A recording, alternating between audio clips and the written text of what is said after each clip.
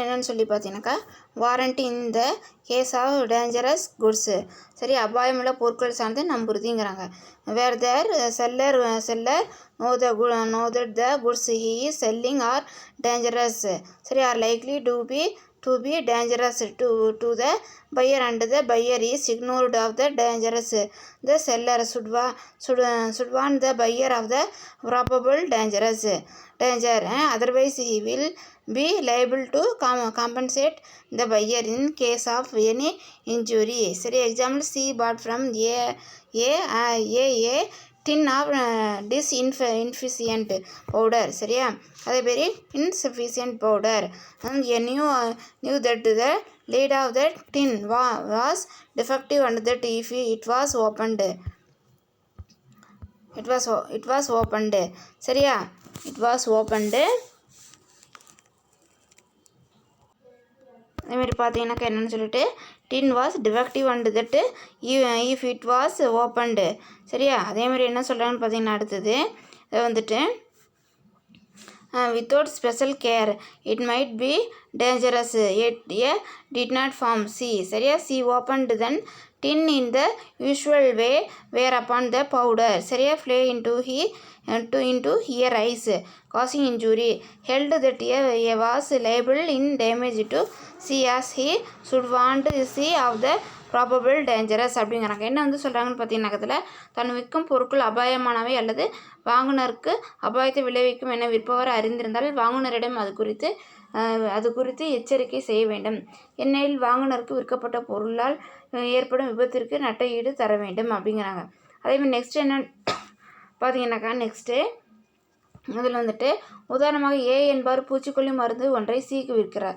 எங்க என்ன பண்ணுறாங்க, பூச்சிக்கொல்லி மருந்து என்ன பண்ணுறாங்க, சிக்கு வந்து விற்கிறாங்க. அப்பொருள் மிகவும் அபாயமான பொருள், அதன் மூடி சரியில்லை என்ற விவரத்தை ஏ அறிந்த போதிலும் அதனை ஒய்யின் கவனத்தை கொண்டு வரவில்லை.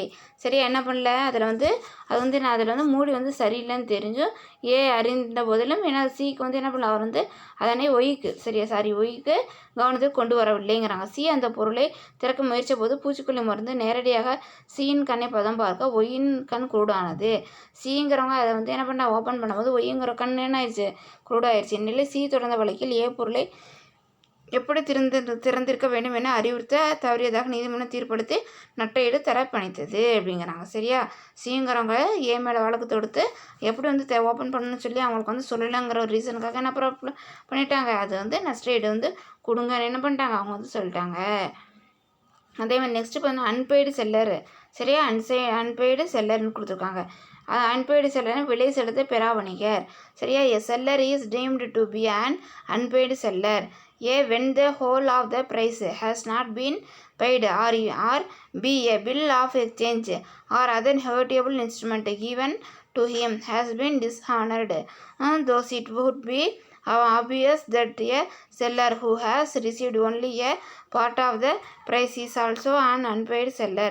Seller includes not only the actual seller but also an agent of a seller or a consignee அப்படிங்கிறாங்க. அதேமாதிரி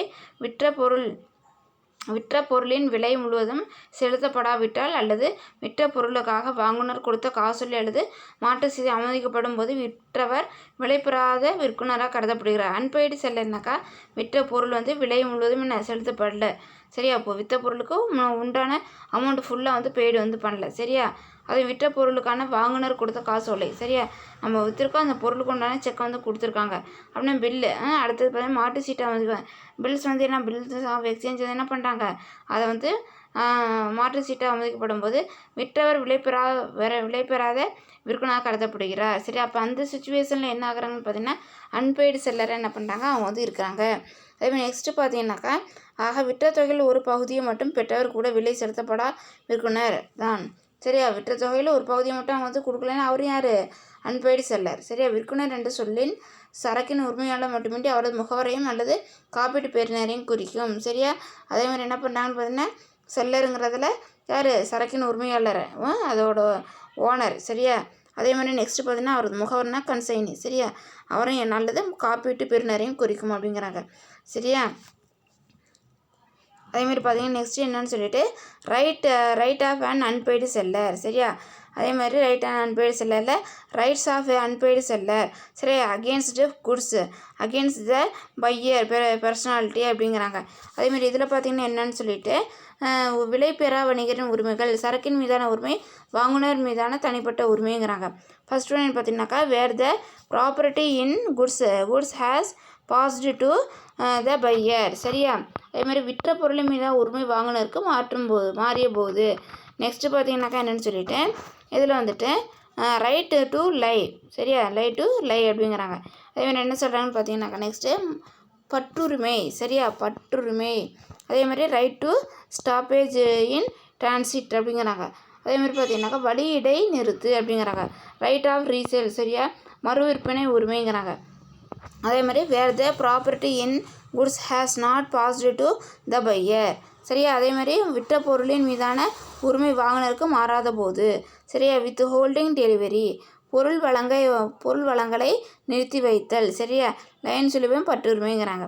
அதேமாதிரி ஸ்டாப்பேஜ் இன் டிரான்சிட்டு சரியா வழி இடைநிறுத்து சரியா அது ரீசேல் அப்படின்னு மறு விற்பனை உரிமை அப்படிங்கிறாங்க. அதேமாதிரி பார்த்திங்கன்னா அகெயின்ஸ்ட் த பையர் பர்சனலி அப்படிங்கிறாங்க வாங்குனர் மீதான தனிப்பட்ட உரிமை. அதேமாதிரி ஷூட் ஃபார் ப்ரைஸ் அதுமாதிரி விலை கோரி வழக்கு சரியா ஷூட் ஃபார் என்னது ப்ரைஸ் அப்படிங்கிறாங்க. ஷூட் ஃபார் டேமேஜ் இழப்பீடு கேட்டு வழக்கு சரியா.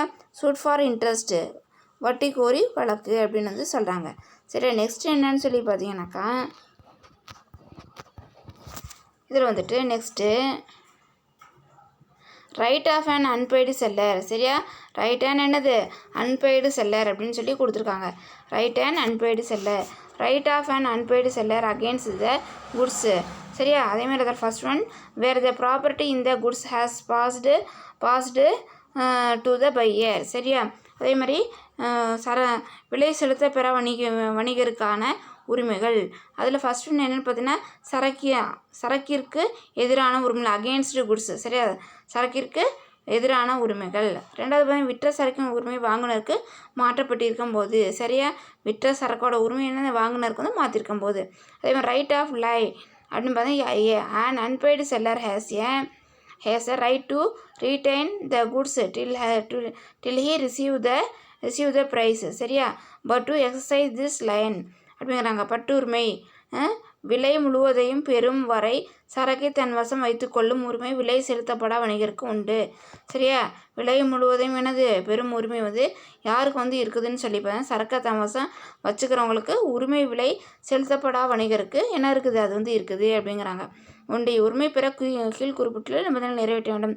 அப்போ இந்த ரைட்ஸை வந்து நம்ம வந்து அடையணுன்னாக்கா நம்ம என்ன வந்து கண்டிஷன் வந்து ஃபாலோ வந்து பண்ணணும். he must be a possession of goods first சரக்கின் உடைமையை விற்றவர் பெற்றிருக்க வேண்டும் சரி. அதேமாதிரி என்ன பண்ணியிருக்கோன்னா சரக்கின் உடைமையை விற்றவர் பெற்றிருக்க வேண்டும்.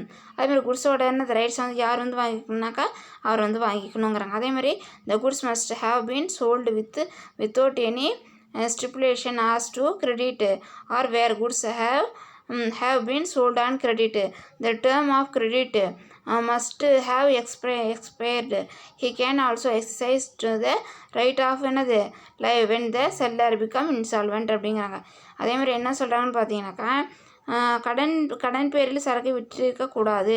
கடன் மூலமாக என்ன பண்ணியிருக்கக்கூடாது வந்து விற்றிருக்க வந்துக்கூடாது. கடன் மூலமாக விற்றிருக்கக்கூடாது அல்லது கடனுக்கு விற்றிருப்பேன் கடனின் தவணை காலம் முடிவடைந்து இருக்க வேண்டும் சரியா.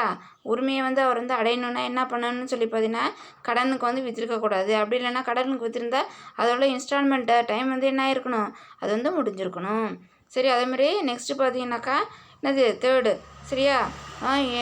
It must be remembered that the right of lien சரியா and depend on actual person சரி. இதில் வந்து என்ன சொல்கிறாங்கன்னு சொல்லி பார்த்தீங்கன்னாக்கா இதில் வந்துட்டு வாங்குனர் நொடிப்பு நிலை அடைந்திருக்க வேண்டும் சரி. வாங்குனர் வந்து என்ன பண்ண நொடிப்பு நிலை அடைந்திருக்க வேண்டும். those were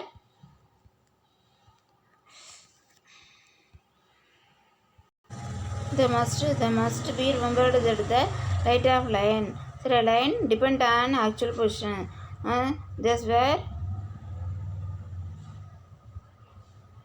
were seller has transferred to the buyer the document of title to the goods.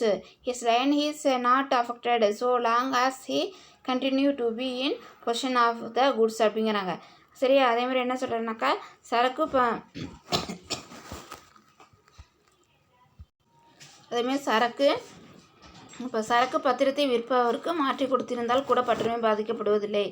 உதாரணமாக ஏ வந்து என்ன பண்ணியிருக்காங்க, A has sold the 10 TV set of B. சரியா.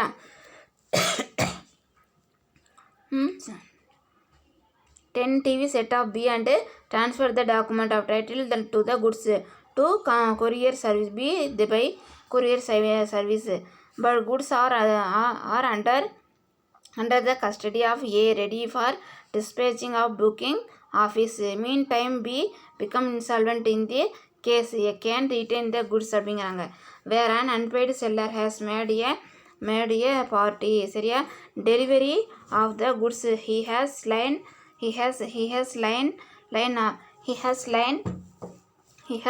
on the remainder. சரியா. remainder. அதே மாதிரி however if delivery of a part. சரியா. part is intended as a delivery of the whole அப்படிங்கிறாங்க.